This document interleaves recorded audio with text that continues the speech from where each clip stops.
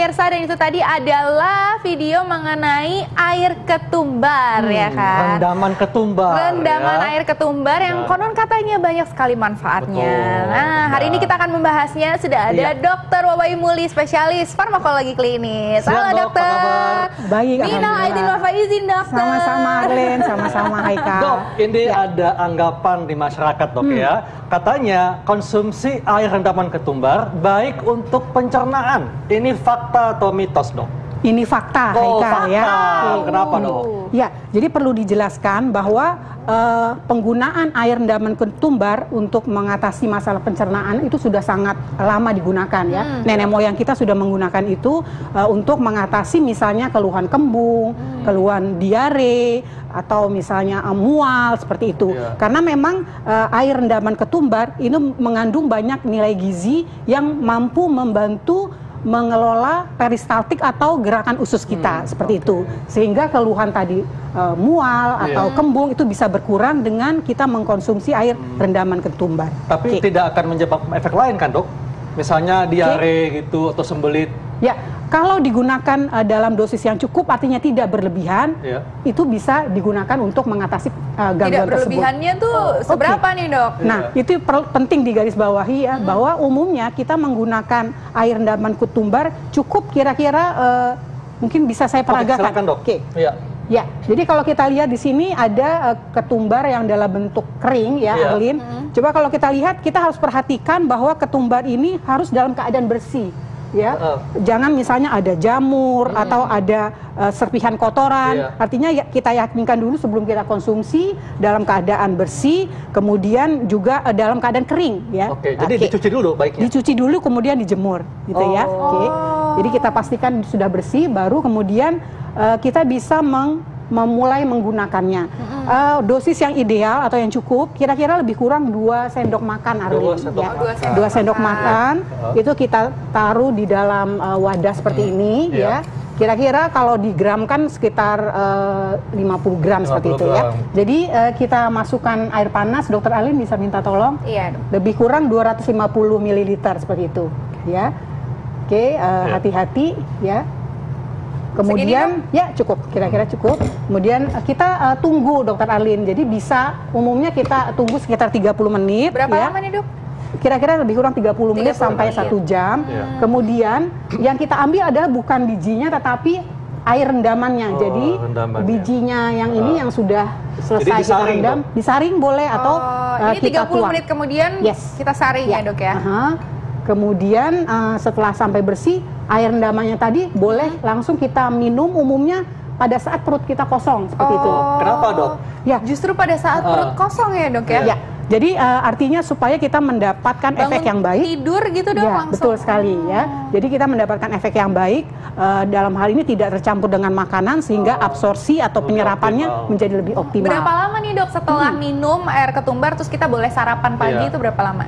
Mungkin katakanlah sekitar 1 jaman kita boleh isi perut kita seperti itu. Sehingga absorpsi atau penyerapan dari air rebusan ketumbar tadi menjadi optimal. Kira-kira seperti itu. Nah nih dokter, mitos atau fakta selanjutnya nih dokter.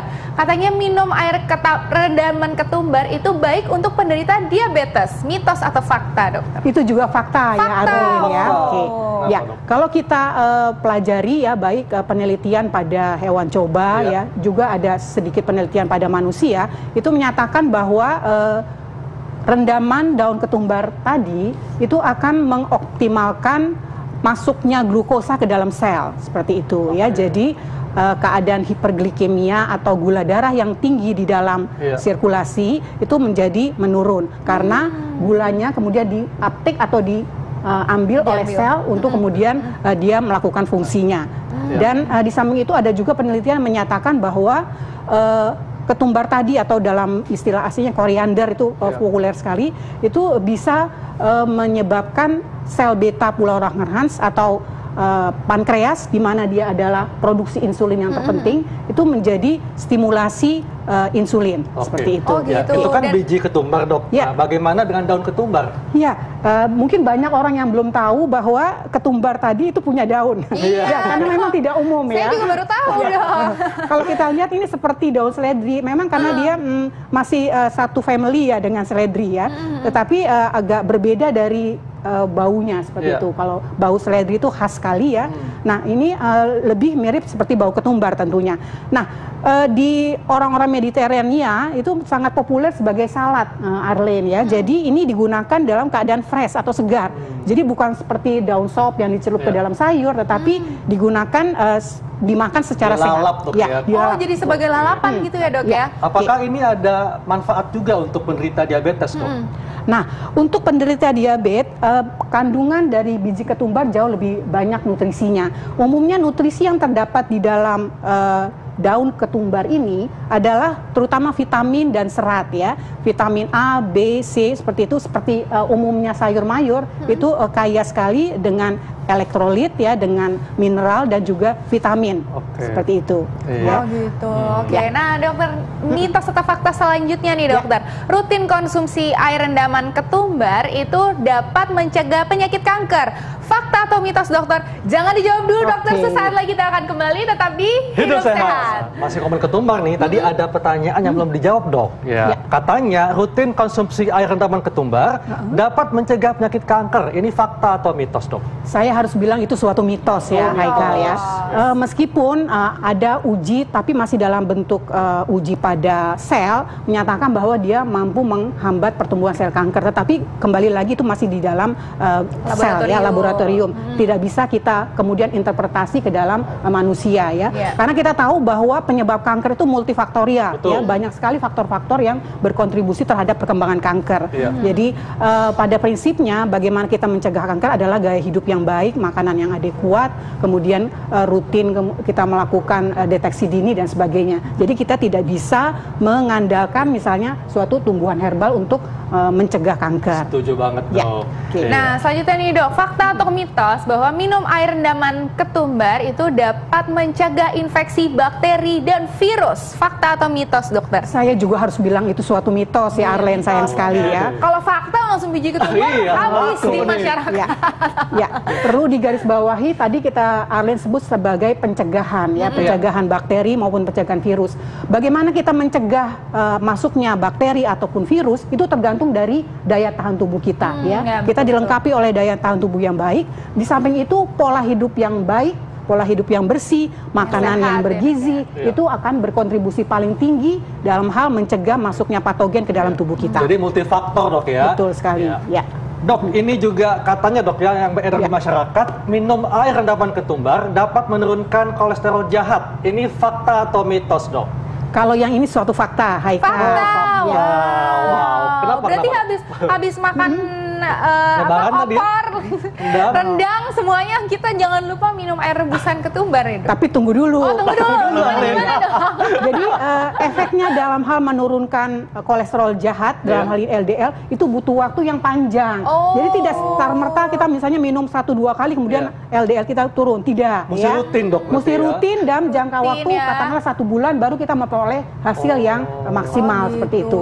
Jadi tidak bisa diharapkan hasil yang instan, Haikal ya. Ini rutinnya tiap hari berarti ya? Tiap hari. Di samping itu kita juga harus menjaga pola makan kita. Jangan sampai kita minum air ketumbar tetapi kita makan lemaknya terus menerus. Jadi nggak ada gunanya ya. Betul, jadi itu harus diimbangi dengan pola hidup gaya yang hidup sehat. yang baik. Makanya harus hidup sehat gitu ya, Dok ya.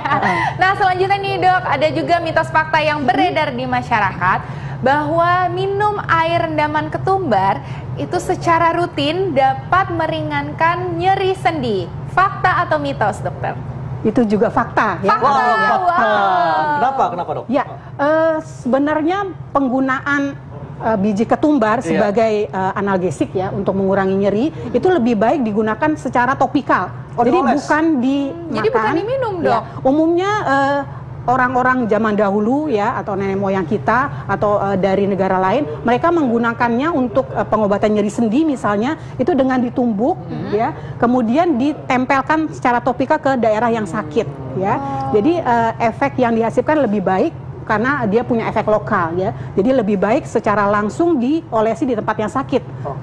Efeknya akan menjadi lebih cepat dibandingkan dengan diminum. Tapi kalau tadi kan mitos faktanya tentang diminum ya dok ya? Ya. Diminum tetap Diminum kita ada akan efek analgesik tetap untuk ada efek sendi. analgesik, tetapi butuh waktu yang cukup lama. Oh, iya, disarankan dengan menggunakan secara topikal. Jadi memang sebaiknya dikonsumsi, diminum, atau kalau andaikan untuk sendi tadi bisa untuk dioleskan dok ya? Betul ya. Iya. Nah dok, ini juga banyak yang beredar di masyarakat dok ya, terutama ini ibu-ibu nih untuk anak-anak yang sulit makan. Katanya rutin konsumsi air rendaman ketumbar dapat meningkatkan nafsu makan. Ini fakta atau mitos dok? Itu bisa dibilang fakta. Wow. Ya.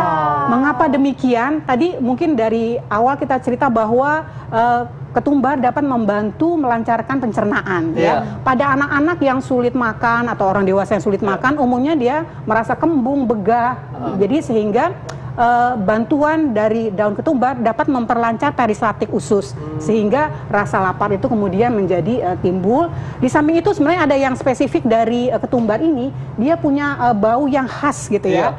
Bau yang khas tadi akan meningkatkan mood sehingga kita nafsu makan kita itu akan menjadi membaik seperti itu ya. Jadi ada dua efek dari sisi aromanya dan dari sisi memang dia mampu meregulasi dari saluran cerna. Oh gitu. Emang ini wanginya tuh memang sangat menenangkan sebenarnya dok ya. Ini jadi kayak aromaterapi sebenarnya bisa juga ya dok ya? Betul, betul sekali. Jadi memang juga digunakan sebagai obat penenang seperti itu ya. Dia diolah menjadi essential oil ya, jadi semacam minyak yang juga digunakan sebagai meningkatkan mood seperti itu. Jadi kalau lagi stres, pusing gitu ya, kita cium-cium rendaman air ketumbar. Jadi relax ya. Oke. Selanjutnya nih dokter, banyak juga mitos atau fakta yang berada di masyarakat. Salah satunya rutin konsumsi air rendaman ketumbar dapat menjaga stamina tubuh agar tetap fit. Fakta atau mitos dokter? Saya bisa bilang itu fakta. Fakta.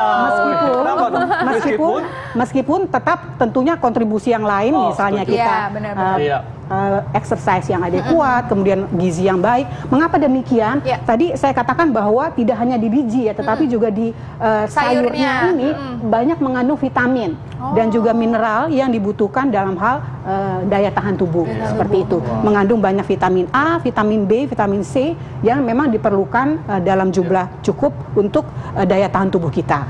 Jadi memang manfaatnya banyak dok ya. Nah ini masyarakat perlu tahu dok tipsnya untuk bisa mendapatkan manfaat optimal dari air rendaman ketumbar. Silakan dok. Oke, ya tadi sudah diperagakan bahwa umumnya ketumbar tidak dikonsumsi secara langsung ya, karena rasanya kan terlalu menyengat ya. Mungkin bisa juga diolah dalam bentuk masakan seperti itu, misalnya masakan kare dan sebagainya ya. Itu sudah cukup. Atau kalau kita perlukan, bisa juga kita gunakan tadi air rendamannya setelah direndam lebih kurang 1 jam seperti itu dengan takarannya 2 sendok makan, kemudian dia dikonsumsi dalam keadaan perut kosong ya. Itu kalau kita mengkonsumsi ketumbar.